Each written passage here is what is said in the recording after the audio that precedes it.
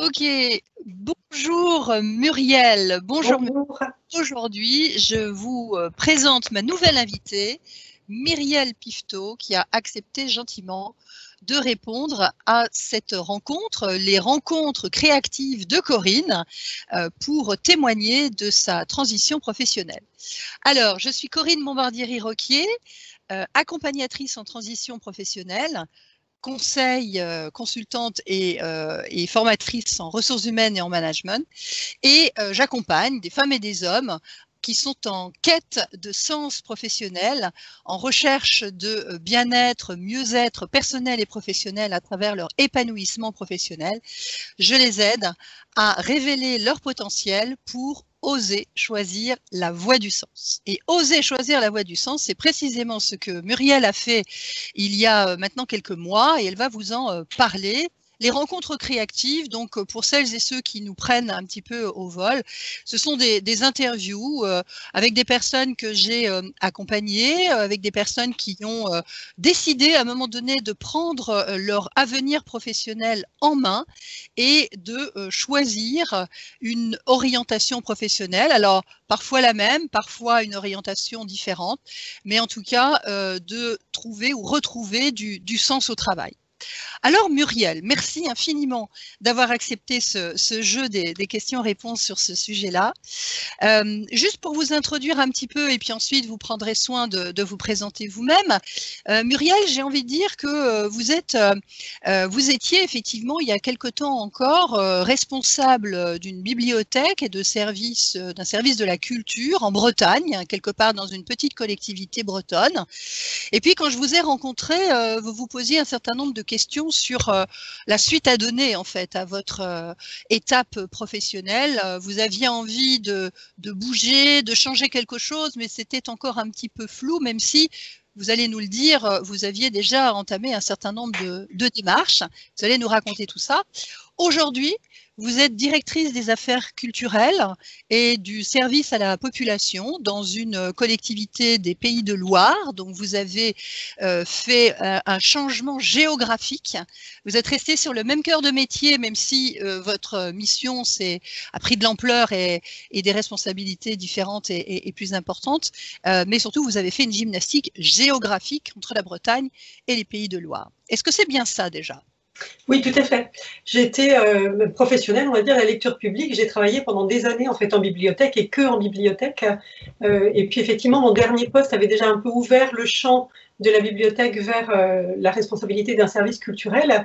Et là, j'ai envie de dire, les portes s'ouvrent encore beaucoup plus grandes. Hein, donc c'est vraiment plus le même métier que lorsque je travaillais en bibliothèque.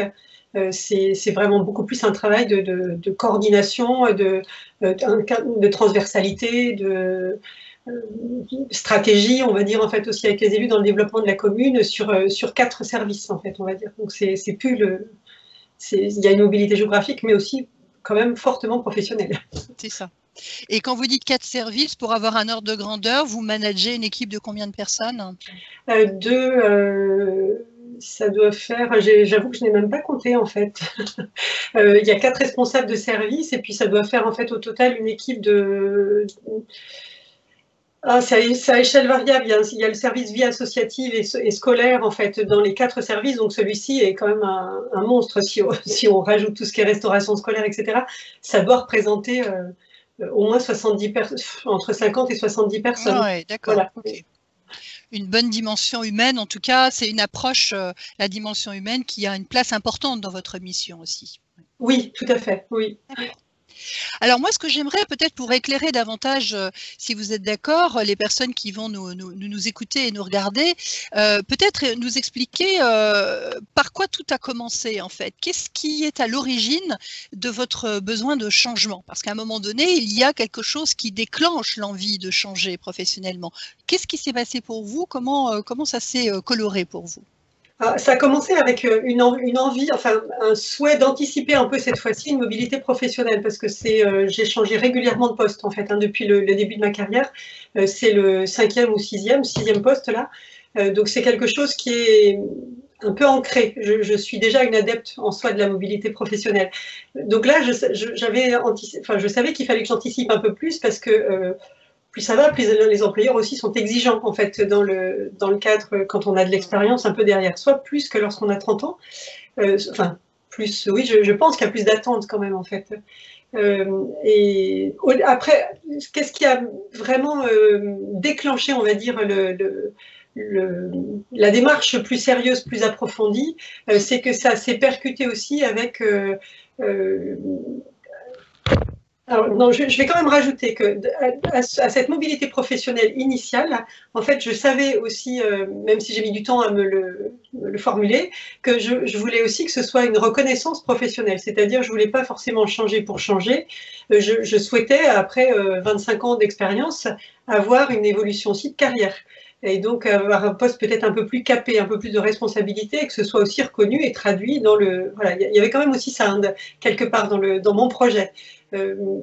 Mais à ça, c'est ajouté ce qui a un peu précipité le tout, c'est que il y avait aussi un climat, un climat relationnel que je qualifierais aujourd'hui, après coup, d'assez toxique. Donc, lorsque j'étais un peu dedans, je voyais bien que ça me mettait en difficulté. Je voyais bien que tout n'était pas forcément très, comment on peut dire, exemplaire. Mais j'avais du mal en fait à formuler un peu les choses. Après coup, je vois bien que il était temps effectivement de se sortir de la situation relationnelle, notamment avec des élus dans laquelle j'étais, mais pas que.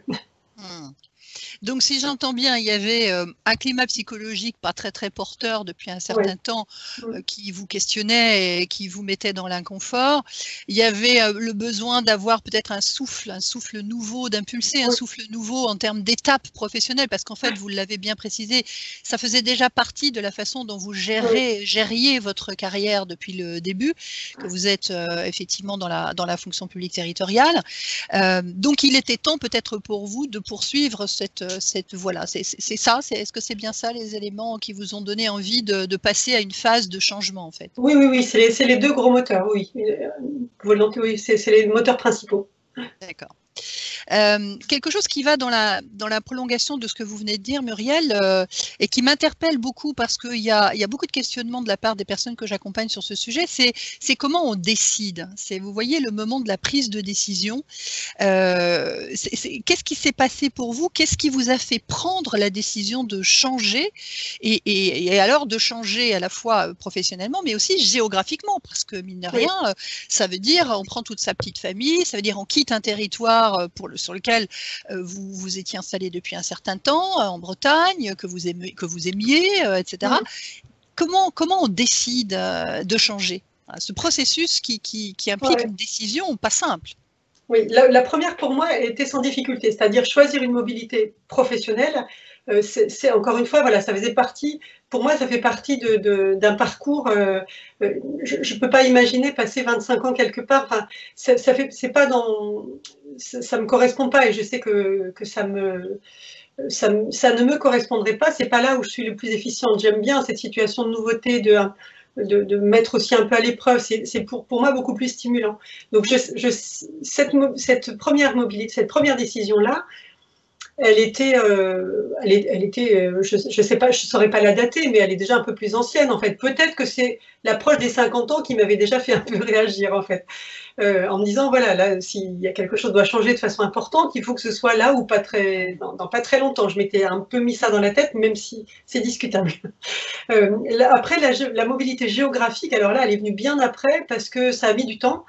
J'ai d'abord essayé toute seule, en fait, de voir ce que ça pouvait donner, donc d'envoyer des candidatures, etc. Puis je me suis pris des murs vraiment et plus sévères que ce que je croyais d'ailleurs, parce que je pensais quand même avoir un peu plus de retour après toute cette expérience. Je pensais pas postuler. Enfin, voilà, je pense que j'ajustais mal. Quelque chose n'était pas ajusté, en tout cas, aux attentes, aux demandes, aux postes sur lesquels j'étais, mais c'est très difficile de voir tout ça toute seule. Et donc, c'est vraiment suite à je ne sais pas combien de temps, peut-être au moins 1 an et demi, en fait, de tentatives seule, dans mon coin, qu'en fait, on s'est rencontrés dans un stage, et que là, je me suis dit, il y avait une évidence pour moi qu'il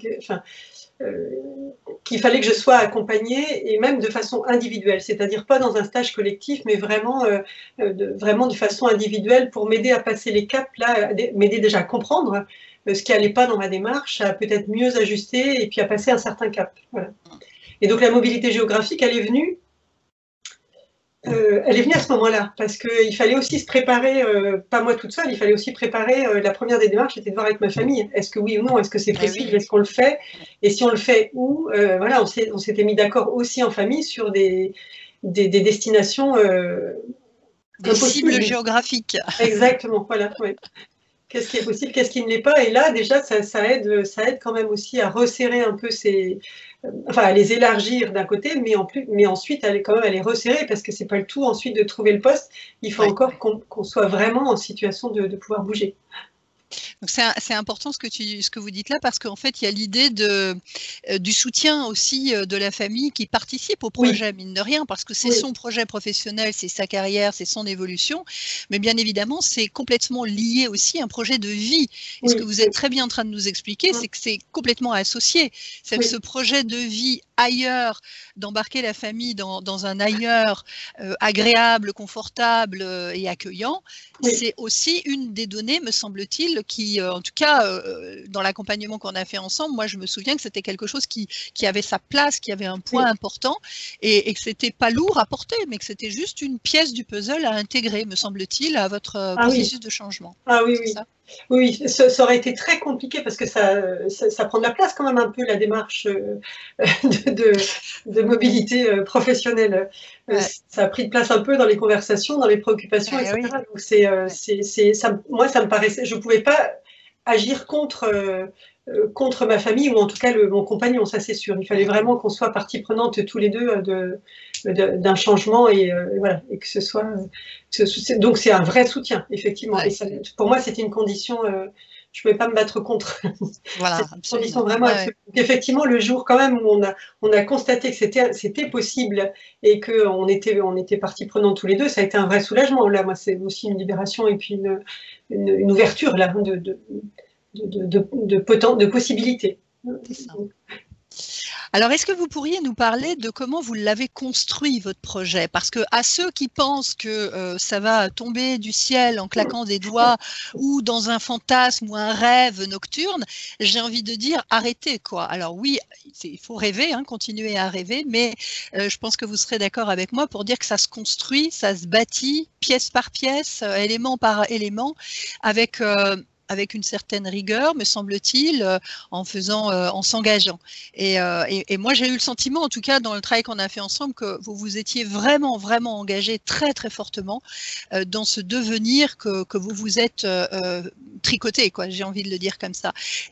Votre vision à vous de la construction, comment vous vous y êtes pris pour lui donner une forme à ce projet, pour qu'il soit faisable et réalisable? J'y suis allée dans un premier temps, je le disais tout à l'heure, toute seule pendant 1 an et demi, avec les outils que j'avais, en me renseignant en fait un petit peu comme ça. Et puis, quelque part, la partie la plus dure a été celle-là, parce qu'en fait, elle n'a pas abouti. J'ai eu quelques entretiens qui ont toujours... Et donc ça, par contre, ça a été terrible, cette phase-là, de me dire que voilà, qu'à 50 ans, j'étais plus... je ne suis, enfin, j'arrivais pas à convaincre plus que ça à travers mes démarches professionnelles, enfin mes démarches en tout cas mes candidatures, et ça c'est très dur à recevoir en fait. Entre ça et l'atmosphère assez toxique au travail, honnêtement, j'aurais pu à ce moment-là sombrer, voilà. J'avais dans quelque chose de doute. Perte de doute sur mes capacités, mais j'aurais pu faire effectivement prendre des décisions par-dessus la jambe, avec un ras-le-bol, à se dire bon ben voilà, mais si on veut pas de moi, ben tant pis, tant pis, faisons autre chose pour pas continuer en fait à subir ça. Donc là, il me fallait un regard extérieur, il fallait que quelqu'un puisse m'accompagner dans cette démarche-là, et que ça... Et je vous l'ai dit à plusieurs reprises, je ne savais pas à chaque fois où est-ce que vous alliez m'emmener dans les étapes, en fait, dans les étapes qu'on a suivies ensemble. Mais à partir du moment où je faisais confiance, c'était, voilà, moi, ça me permettait de poser des choses, j'avais accepté le principe, et chaque étape, à partir du moment où on fait confiance, elle a apporté effectivement, elle m'a apporté elle a permis de les poser plutôt que de me précipiter, de vouloir faire un peu de marcher sur mes préjugés, mes convictions. Voilà, on posait les choses les unes après les autres en suivant vraiment le protocole, mais alors comme une enfant, comme une scolaire. Voilà. C'est ça que j'ai à faire. Posons-moi ces questions-là, et ça a permis effectivement de cheminer. Je saurais pas dire à chaque étape en fait ce que ça m'a apporté, mais le fait d'écrire aussi, parce que vous demandez d'écrire beaucoup, c'est super intéressant de relire après coup, parce que quand on est comme ça à l'aveugle, qu'on ne sait pas vraiment où on va et qu'on relit après coup ce qu'on a écrit en répondant à des questions comme ça très pragmatiques, ben, moi j'ai été étonnée honnêtement quand j'ai relu le parcours. Ben, j'ai été étonnée justement du parcours et de ce que j'étais capable d'écrire, voilà, dès le début ou dans le. Enfin, ça fait du bien, voilà, de se poser d'écrire et d'avoir des repères comme ça en fait dans le temps, dans le cheminement. Donc c'est voilà. Après, une fois que j'ai assez vite en fait, pendant toute une période en fait, je me suis interrompue dans les recherches d'emploi parce que je voulais arrêter de me casser le nez en fait. Hein, je n'avais pas de bien. Et puis j'ai repris. Une fois qu'on a fait ensemble le module sur la motivation et les entretiens. Je pense que je me suis accordé vraiment des mois, même si j'étais un peu pressée, je me suis accordé des mois quand même pour être sûre d'avoir envie d'y aller. Peut-être une petite précision pour les personnes qui vont nous écouter. Vous avez parlé de collectif, mais très vite, ce que vous êtes en train de dire là, c'est sur la partie individuelle. C'est le coaching individuel qu'on a travaillé ensemble. Oui. On s'est rencontrés dans un environnement collectif. Oui. Et puis, vous avez ressenti le besoin d'être accompagné individuellement. Et là, on travaille ensemble pendant pratiquement 1 an, puisque vous avez fait plusieurs modules. Quand vous parlez de modules, c'est effectivement les termes que j'ai encore sur mon site internet, mais ça va bouger encore un peu. C'est dans le programme Créactivez-vous. Il y a un certain nombre de modules, je les ai appelés un peu comme ça. D'abord, la construction de son projet, et ensuite, on a continué ensemble sur le marketing de soi, marketing emploi, quand vous aviez besoin de réviser un peu vos pratiques et vos attitudes face au marché du travail, dans vos démarches actives de recherche d'emploi. Et puis, un 3e module qu'on a fait aussi ensemble en individuel, c'est la partie préparation aux entretiens de recrutement, où vous m'avez contacté en disant j'ai envie aussi de continuer à travailler avec vous sur la partie m'aider à me vendre mieux et me vendre davantage, me vendre différemment lorsque je suis convoquée à des entretiens de recrutement. Mais comme vous le disiez tout à l'heure, vous arrivez dans les 3-4 finalistes, mais vous ne passez pas le cap de celle qui est retenue en phase finale. Hein. C'est bien ça. Oui, oui. Okay. Alors, donc, vous avez construit votre projet. Vous l'avez bien expliqué en passant à l'action. Moi, ce que je retiens pour résumer un peu les éléments clés, vous me dites, Muriel, dans la reformulation, si c'est bon, vous êtes passé à l'action. Vous avez d'abord réfléchi, etc. Vous êtes passé à l'action en testant votre employabilité, comme on dit, sur le marché du travail. Vous avez pris des contacts, vous vous êtes un peu entraîné à parler de votre projet, à exposer votre projet. Ça a duré 1 an et demi. Vous vous êtes rendu compte que les résultats n'étaient pas tout à fait au rendez-vous. Et là, vous êtes allé chercher de l'aide, de l'accompagnement. Voilà. C'est là où j'ai le plaisir de vous accompagner. Et là, vous vous êtes remise en question, vous vous êtes engagé vraiment, vous avez pris du temps, de la dispo pour travailler sur vous, sur votre projet, sur vos attitudes, sur votre état d'esprit, votre mindset, comme disent nos amis anglo-saxons. Et vous avez pris les choses en main. Alors, j'ai envie de vous demander, avec le recul, là, aujourd'hui, quasiment 2 ans après, voire plus, les bénéfices que vous tirez de ce changement aujourd'hui, quels sont-ils? Aujourd'hui, vous avez changé de région, vous êtes dans les Pays de Loire, vous êtes dans une fonction, on l'a dit, de direction des affaires culturelles. Qu'est-ce que vous y avez gagné dans cette affaire? Quels sont les bénéfices? Alors, pas mal de choses. Déjà, en fait, la satisfaction aussi d'avoir pu aboutir quand même à quelque chose qui m'a travaillé pendant, qui m'a occupé aussi quand même pendant 2 ou 3 ans. Donc, il y a une satisfaction là, indéniablement, en fait, de voir ce processus-là aboutir et assez durablement. La mobilité géographique nous ravit aussi parce qu'en fait, on a changé, en fait, on a quitté un environnement assez urbain pour intégrer une ville beaucoup plus petite et dans un environnement naturel extraordinaire. Enfin, c'est vraiment très, très agréable au quotidien. Donc là, ça met tout le monde d'accord, hein. Ça fait 1 an, en fait, qu'on a déménagé. Donc, c'est beaucoup de remue-ménage, mais au terme d'1 an, on est vraiment content, en fait, de ce changement-là, à titre privé, hein, au sein de la famille. Donc ça compte aussi, hein. Ça compte aussi, ça pèse lourd dans la satisfaction. Et puis, sur un plan professionnel, j'aurais jamais fait le pari, il y a 2 ans, de m'éclater dans le poste tel qu'il est en fait aujourd'hui. C'est-à-dire, je suis plus du tout sur un poste opérationnel, entre guillemets. Je suis plus sur un poste métier. Contrairement, en fait, pendant des années en bibliothèque, c'est vraiment ça qui me portait, le fait de faire un métier, le fait j'aime beaucoup le projet de la bibliothèque et de la lecture publique, hein, je renie pas ça du tout, mais je n'aurais jamais cru passer en fait à un poste aussi de stratégie, enfin comment on peut dire, de coordination au sein des mairies, parce que ça peut donner l'impression effectivement qu'on ne fait finalement rien de productif. Mais en même temps, moi j'aime beaucoup cet exercice-là, même intellectuel et au quotidien, de passer à des choses très très diverses, quelquefois un peu sur le fil, et finalement voilà, l'ensemble en fait est un exercice que j'aime beaucoup. Il n'y a jamais rien d'acquis. Mais on essaie de mobiliser au maximum en fait ce qu'on peut pour essayer de faire avancer, un dossier en fait ou un autre. Parfois ça marche, parfois ça marche pas. Voilà, c'est en ça, je ne sais pas si c'est très clair dans l'idée, mais c'est pas très. Je suis pas dans l'opérationnel. Je ne vais pas conduire quelque chose de précis, une action. Je ne vais pas monter une action culturelle d'un bout à l'autre. Mais par contre, je vais essayer de trouver le cadre, justement, pour que tout le monde soit d'accord, pour que ces actions culturelles puissent se monter et et chacun, en plus, s'y retrouve et que ce soit confortable. Enfin, il y a une vraie satisfaction professionnelle sur pas mal de plans, quand même. Voilà. Je suis beaucoup moins aussi en management direct, mais beaucoup plus, voilà, mais moi, j'ai 4 responsables de service, là. Coordination aussi. Hein. Voilà, c'est ça. C'est de la coordination, c'est du travail aussi avec les élus. Et c'est un tel changement, j'aurais jamais fait ce pari-là, franchement, il y a 2 ans, de me réjouir de ça, d'être sur un type de poste comme celui-là. Et pour l'instant, ça me convient très bien. Alors après, il va y avoir des déconvenus, je rêve pas, mais justement, j'ai appris aussi à beaucoup lâcher prise et à être beaucoup plus, sans doute, vigilant, attentif aussi aux personnes qui m'entourent, à moi-même dans ces personnes, à moi-même dans l'équipe, justement à mettre un peu des limites, à me reposer, à pas être.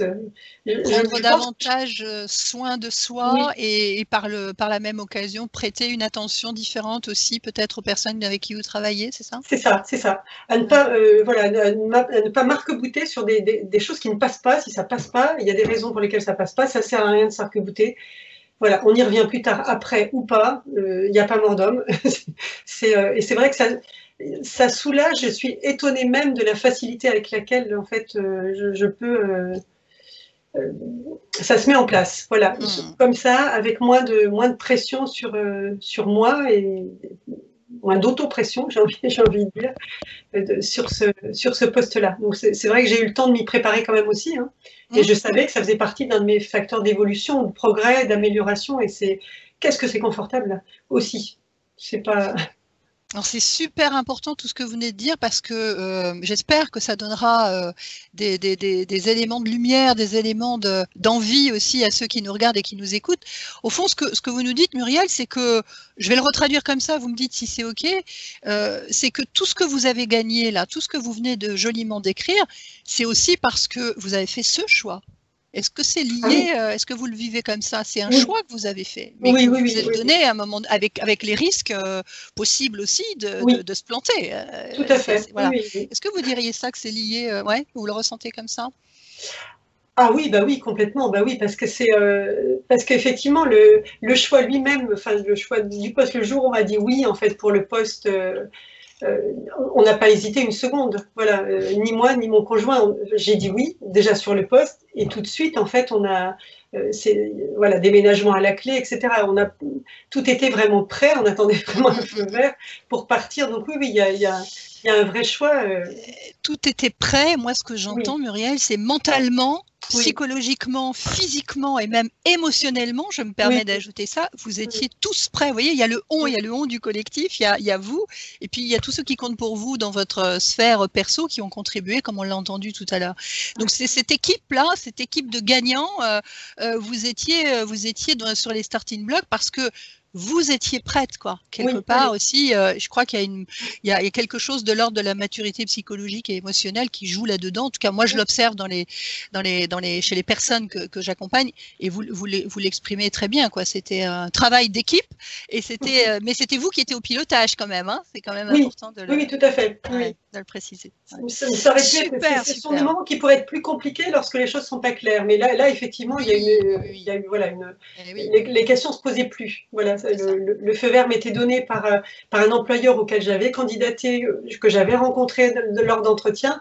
À partir du moment où c'était bon pour lui, voilà, la question ne se posait plus. C'est pas le moment en fait qu'on a choisi pour se dire bon ben finalement est-ce qu'on y va, est-ce qu'on a envie ou pas. C'est ça. C'était déjà fait, Ouais, effectivement. ouais, ouais. Super. Merci infiniment. On arrive quasiment au terme de notre échange. J'ai envie de vous demander, Muriel, si vous aviez un ou deux bons conseils à donner à des personnes qui nous écoutent, qui nous regardent et qui se disent bon, moi aussi, pourquoi pas, elle l'a fait, pourquoi pas moi, mais bon, quand même, moi aussi, j'ai plus de 50 ans, moi aussi, j'ai pas les qualifications, les grades qu'il faut, je me pose des questions, je doute, j'ai peur, et si ça marchait pas, etc. Qu'est-ce que vous auriez envie de leur dire à ces gens-là pour leur donner envie de le faire, d'oser choisir la voie du sens? Alors, mais je pense que quand ça habite fortement, il faut se donner les moyens d'aller jusqu'au bout parce que je pense que sinon on en garde un peu des aigreurs ou de l'insatisfaction, etc. Il faut vraiment aller jusqu'au bout. On n'a pas, voilà, chaque année compte. Enfin voilà, autant que ce soit agréable et que ce soit. Et je pense qu'en plus, quand on est dans un environnement ou en tout cas qui nous plaît, qu'on ait choisi partiellement ou en totalité, qui nous plaît, je pense qu'on est aussi bien meilleur au travail. Enfin voilà, c'est quand même. À mon avis, c'est pas très productif d'aller au travail à reculons. Donc, comme c'était mon cas, Ouais. précédemment, il était grand temps effectivement que quelque chose se passe euh, pour euh, pour ramener un peu de la stimulation, de la satisfaction, etc. Et puis la deuxième chose, c'est qu'en tout cas, en ce qui me concerne, et je pense qu'en fait d'autres partageraient ça, c'est que ne pas rester tout seul, parce que on mesure pas. Enfin, il y a beaucoup de choses qu'on n'est pas capable de poser seul, ou en tout cas que moi, j'étais pas capable de poser seul, et qui nécessitent vraiment un regard extérieur. Après, chacun choisit son format, mais je pense que le fait de ne pas être seul, c'est très important. Le fait d'être accompagné pour se faire évaluer par son équipe, son voisin, ses élus, etc. Enfin, c'est juste incroyable. Moi, j'étais sidérée de faire cette démarche-là, et ça m'a énormément apporté, en fait, quand même.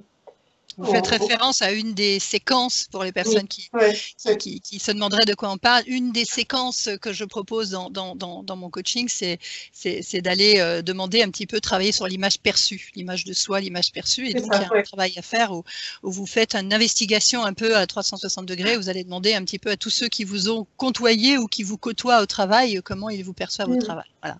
Je sais que ça vous avait particulièrement Ah oui, oui. voilà, pas déstabilisé, mais en tout cas, ça vous avait touché. Vous l'aviez fait avec vraiment Ouais, beaucoup d'implication et on avait dépouillé tout ça ensemble. ouais, ouais. Merci, merci, merci infiniment, Muriel. Merci Merci à vous. pour ce partage que vous faites là. Alors, je vous laisse le tout dernier mot de la fin pour conclure.